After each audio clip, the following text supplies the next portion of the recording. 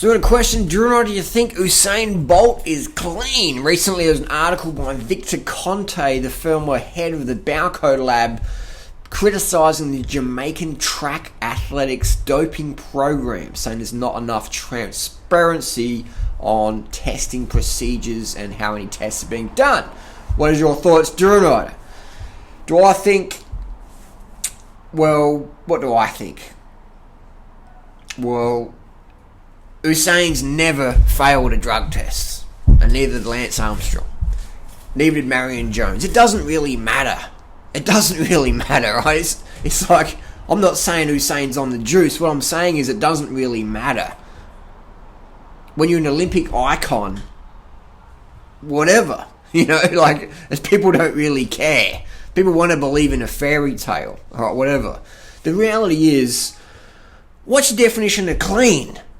I mean, like, it's so warped in society. Like, if you load up on caffeine and do a running race, it's like, whoa, I don't know, it's a bit edgy. But if you load up on caffeine and go to do your work at the office job, that's alright. If you're an athlete, professional athlete, you can take a host of pharmaceutical products which come under therapeutic use exemption.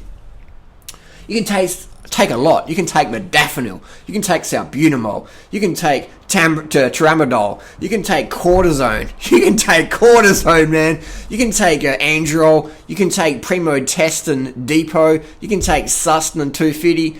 You can take androl. You can take Rhianodron 1000. You can take a lot of stuff and be clean legally. What you can't take is EPO. You can't do blood doping. You can't do human growth hormone. All these three things, pretty much undetectable. Pretty much undetectable. You're also allowed 2 out of competition tests where you can not turn up in an 18-month period. So if your glow time is a bit sus, you can go, well, shit, I'm going to skip that drug test. And you're allowed to do that twice in an 18-month period. 3 strikes, you're out. So 2 strikes, you're good. So basically, and testing at the Olympics is pretty much an IQ test. Most drugs efficiency doesn't happen. You don't take drugs on the race day. It's more the training beforehand. You get the glycogen retention from the testosterone or whatever you're using. You get the hemoglobin levels right up, the red blood cell function. Because if you're on steroids during competition, you're almost a bit stiff and you hold too much water retention. It's okay if you're a powerlifter or a super heavyweight boxer, that's alright. But if you want to be agile and fast, you don't want to have too much water retention. So by cycling off before a big competition, and you're clean anyway, it's an IQ test. In competition, drug tests are pretty much IQ tests. Pretty much. Especially one-day events. If you get popped on a one-day event, you're pretty fucking dumb, considering how easy it is to pass them all. Out of competition testing today is easy to pass because if you're using fast-acting stuff like androl, testosterone, and decanate, that can be out of your system almost in 12 hours. So testing procedures generally from 10 p.m. to 8 a.m. So 10:30 or 10 past 10 p.m. is generally a pretty busy time in professional sports. Now, that's with, but you can do it legally as well. All the good stuff, most of the good stuff legally, and all the good, the really good, really good stuff is pretty much undetectable. So what are you gonna do?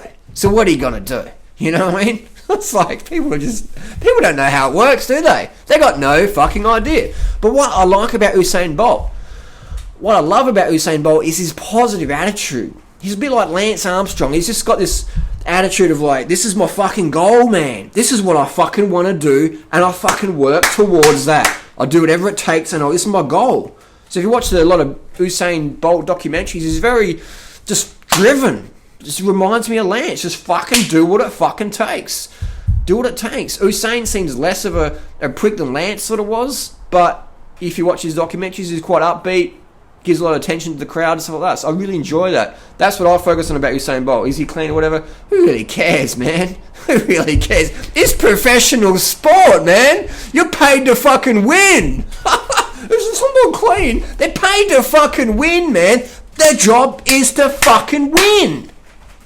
Okay? It's to fucking win. It's not to come second or third or 10th. It's to fucking win. That's your job. Do your fucking job or someone else will fucking do it for you. That's pretty much how it works, man. So I don't know why people ask me these stupid fucking questions. I do know why they ask me, because they don't know. But anyway, so I think Usain Bolt, great athlete, and I think he's got a good role model for just being a down-to-earth guy. That's what he appears to be in the public eye. Down-to-earth, upbeat and positive. So he gets a double thumbs up from Durham. Usain's diet, that's another story. He does eat a lot of bananas and yams. His dad claims his banana and yam diet, that's his like staple, gives him that power since he's a little kid. If you watch some of the quotes from Usain Bolt's dad. Usain Bolt says he'll eat anything, but he likes to focus on his bananas and yams. Another quote from Usain Bolt, my hunger is always there. My hunger is always there. So I'll leave you with that quote from Usain Bolt, my hunger is always there. You've got to have hunger in life. If you want something, you've got to have some hunger for it. The hungry person gets it.